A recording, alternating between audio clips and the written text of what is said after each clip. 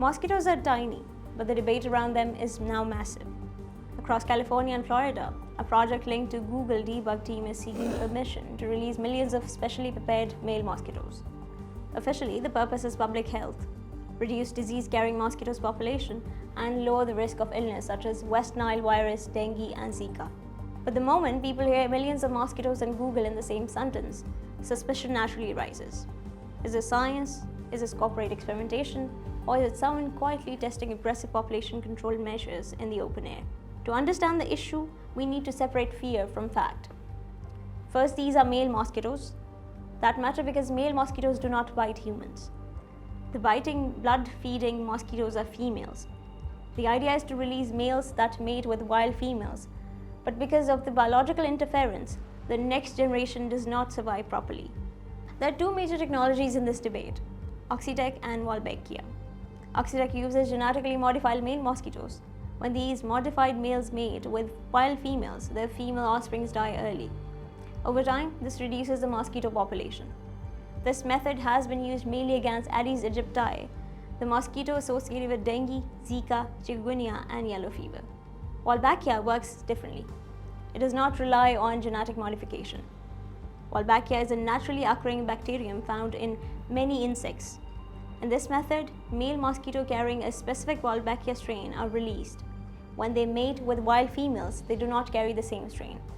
The eggs fail to hatch. Again, the goal is population suppression. So both approaches are aimed at reducing mosquito numbers, but the technologies are not the same. Oxitec is genetic modification, Wolbachia is bacterial incompatibility. Supporters say these methods are necessary because the traditional spraying has limits. Chemicals can harm other insects, mosquitoes develop resistance, and disease outbreak can spread quickly in warmer urban environments. From this view, targeted mosquitoes control is smarter than blanket insecticide spraying. But critiques raise serious questions. Who monitors the long-term ecological impact? What happens when private technology companies become involved in public health infrastructure? How transparent are these trials? And most importantly, who gives consent when the experiment happens in shared air, streets, and neighborhoods? This is where the concern becomes bigger than mosquitoes. A mosquito project may be presented by harmless science, but it touches deeper issues: biotechnology, corporate power, public trust, and environmental governance. If authorities communicate poorly, people will fill the silence with fear. And honestly, they cannot be blamed.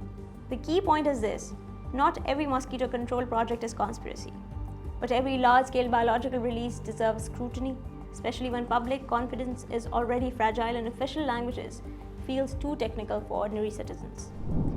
People have a right to ask questions before millions of living organisms are released into the environment. Science can protect lives, but only when it operates with transparency, independent oversight, and public accountability. Because in the end, the smallest creatures can raise the biggest questions for everyone watching today.